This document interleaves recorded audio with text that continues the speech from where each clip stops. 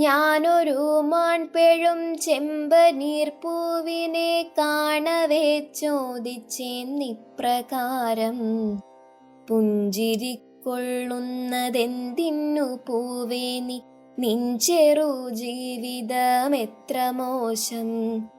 പാഴുറ്റ മണ്ണിൽ നീ വീഴുവാൻ പോകുന്നു താഴത്തു നാളെ എന്നോർമ്മയില്ലേ.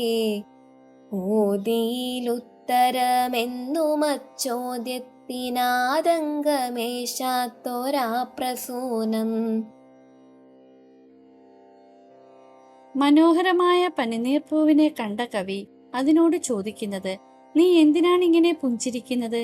നിന്റെ ഈ ചെറിയ ജീവിതം എത്ര മോശമാണ് എന്നാണ്.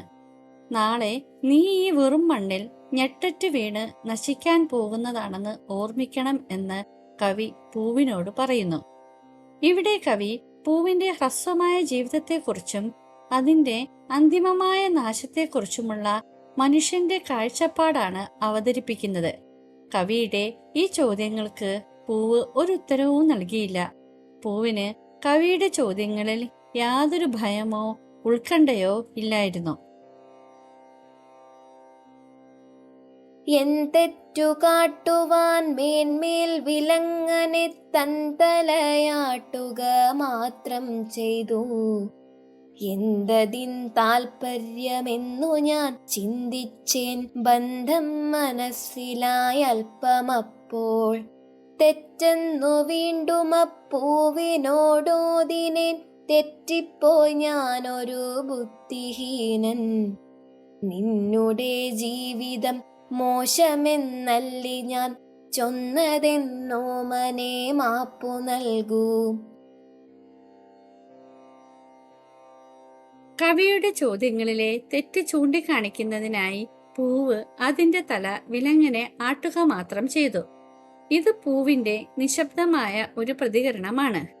മനുഷ്യന്റെ ചിന്താരീതി തെറ്റാണെന്നും പൂവിന്റെ ജീവിതത്തെക്കുറിച്ച് മനുഷ്യനുള്ള കാഴ്ചപ്പാടുകൾ ശരിയല്ലെന്നും പൂവ് തന്റെ ഈ പ്രവൃത്തിയിലൂടെ സൂചിപ്പിക്കുന്നു.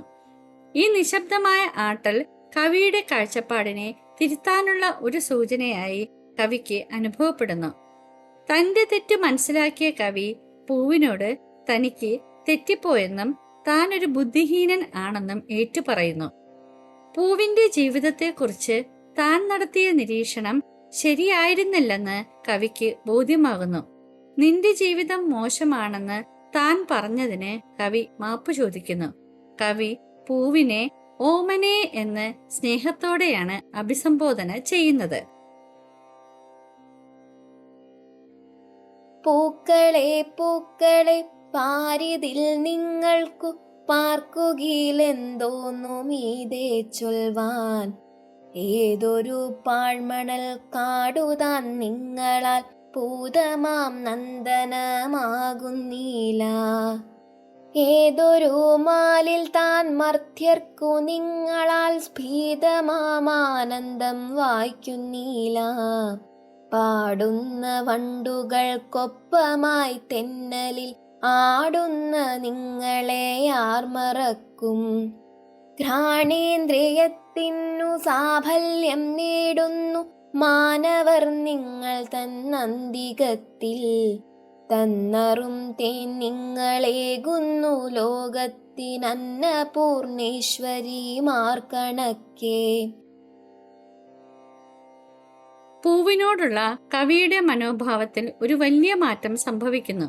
ഭൂമിയിൽ പൂക്കളേക്കാൾ മഹത്തരമായ മറ്റെന്താണ് ഉള്ളത് എന്ന് അദ്ദേഹം ചോദിക്കുന്നു.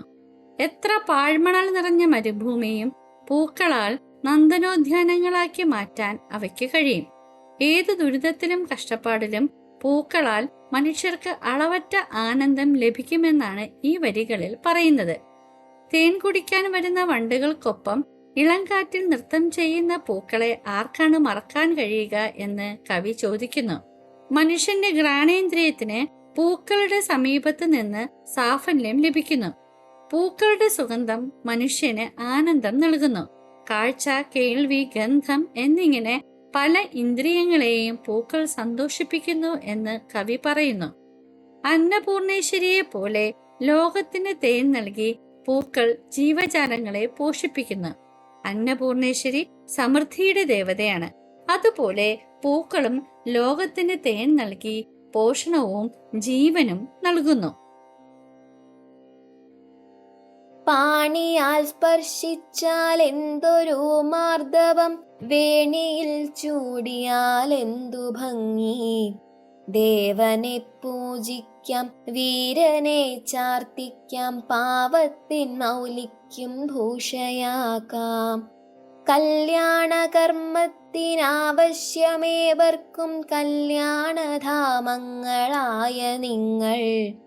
മന്നിനി മാഹാത്മ്യം നൽകുന്ന നിങ്ങളോ വിണ്ണിലെ പൈതങ്ങളാരറിഞ്ഞു. പൂക്കളെ പൂക്കളെ നിങ്ങൾക്കെൻ കൂപ്പുകൈ, പാർക്കുകിൽ നിങ്ങളെൻ ദേവതമാർ. പൂക്കളെ കൈകൊണ്ട് സ്പർശിച്ചാൽ എന്ത് മൃദുലതയാണ്, തലമുടിയിൽ ചൂടിയാൽ എന്ത് സൗന്ദര്യമാണ്. പൂക്കളുടെ മൃദുലതയും അവ ശരീരത്തിൽ അണിയുമ്പോൾ ലഭിക്കുന്ന സൗന്ദര്യവും കവിയെ അത്ഭുതപ്പെടുത്തുന്നു. പൂക്കൾക്ക് വിവിധങ്ങളായ ഉപയോഗങ്ങളുണ്ടെന്ന് കവി എടുത്തു പറയുന്നു. പൂക്കൾ കൊണ്ട് ദേവനെ പൂജിക്കാം, വീരനായ ഒരു വ്യക്തിയെ അലങ്കരിക്കാം, പാവപ്പെട്ടവന്റെ തലയിൽ പോലും അതൊരു അലങ്കാരമായി മാറാം. പൂക്കൾക്ക് സമൂഹത്തിൽ ഉന്നതനും സാധാരണക്കാരനും ഒരുപോലെ ഉപയോഗിക്കാവുന്ന ഒന്നായി നിലകൊള്ളാൻ കഴിയും.